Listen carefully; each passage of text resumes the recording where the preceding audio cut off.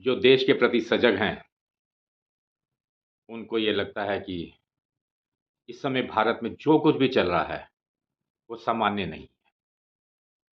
वो कुछ असहज करने वाली स्थिति है। बात सही है, इस समय जो भी माहौल चल रहा है, जो भी चीज़ें सामने आ रही हैं, उससे देशभक्त या जो समाज के प्रति या जो देश के प्रति जागरूक रहते हैं, उनके लिए थोड़ा-सा दिक्कत की बात ज़रूर है।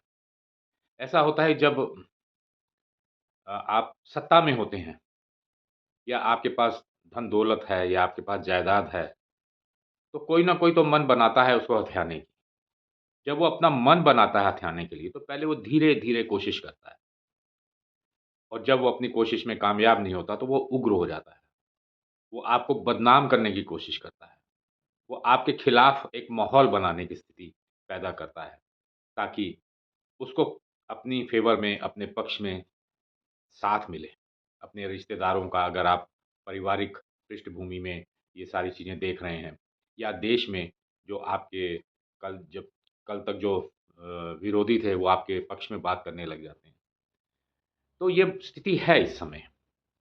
मैं ये नहीं कह रहा कि केंद्र सरकार ने बहुत सारी गलतियाँ की हैं और बहुत सारे अच्छे काम भी तो किए उन्होंने। कुछ गलतियाँ की हैं उन्होंने, वो हम लोगों को असहज कर रहा है, जैसे यूजीसी बिल है या आपका पीजी नीट में -40% तक की जो स्थिति पैदा हुई है और जनसंख्या के ऊपर इन्होंने कोई काम नहीं किया।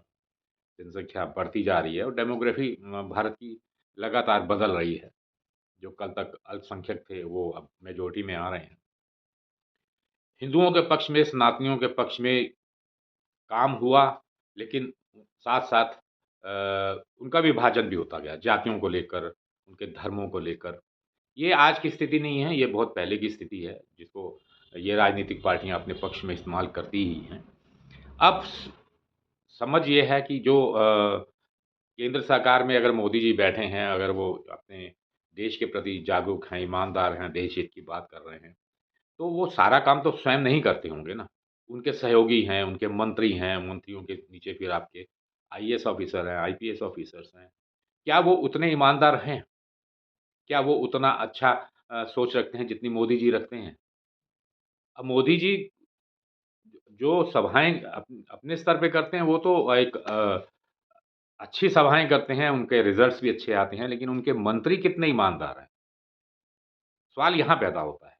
और मंत्रियों का चयन जब हो जाता है, जब मंत्री ईमानदारी से काम नहीं करते, क्या क्या जी में ये स्टैमिना नहीं है कि उन मंत्रियों को तुरंत हटा के दूसरों को रिप्लेस किया जाए? या समाज में देश प्रेमी या देशभक्तों की क्या कमी हो गई है? क्या बार-बार आप उन मंत्रियों के ऊपर, उन राजनीतिक दलों के ऊपर आप एक अजीब-सा या तो कटाक्ष करेंगे या फिर आप चुपचाप बैठे रहेंगे? तो गलती तो है, मैं ये नहीं कहता, लेकिन इतना विरोध मत करिए कि देश के दुश्मनों को यहाँ पर जगह मिल जाए। देश के दुश्मन यहाँ पर भारत में राज करने लगें।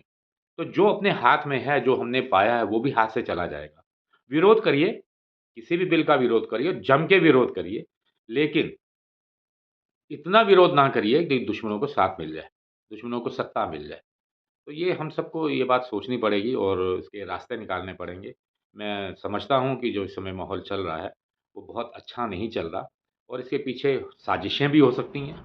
हम सोशल मीडिया पे बैठकर ये अंदाज़ा नहीं लगा सकते हैं कि क्या हो रहा है, उसके पीछे पर्दे के पीछे क्या हो रहा है, पर्दे के सामने क्या हो रहा है। अब आप एआई इतना पॉपुलर हो गया है, तो आप जितने भी आप अपने सोशल मीडिया पर जो कुछ भी चित्र देख रहे हैं, जो भी आप डायलॉग्स देख रहे हैं, उसमें कितनी सत्यता है, ये आप कैसे पता लगाएँगे?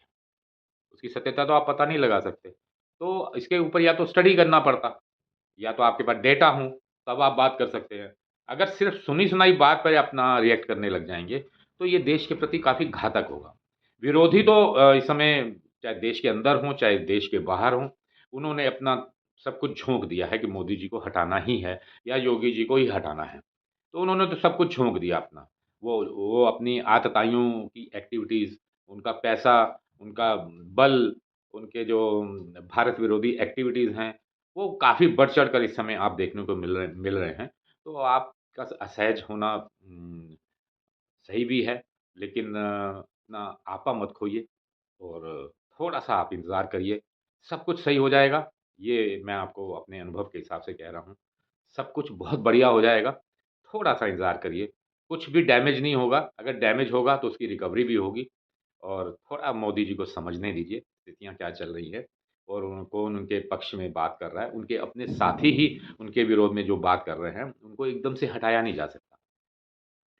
उनके धीरे-धीरे उनको उनकी जड़ों में मट्ठा डालने वाली बात होगी और जहाँ तक राहुल गांधी की बात है, राहुल गांधी के ऊपर कई केसेज़ हैं और जनता ये कह रही है कि साहब इतने केसेज़ होने के बाद भी वो आज तक जेल के अंदर नहीं गए या उन्होंने ऐसा कोई बड़ा एक्शन नहीं लिया।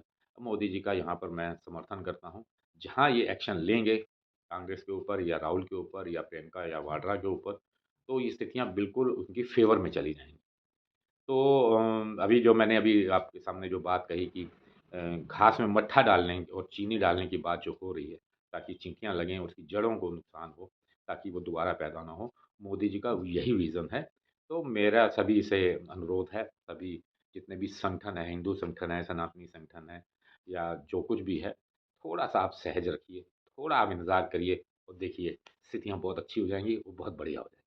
बहुत-बहुत धन्यवाद।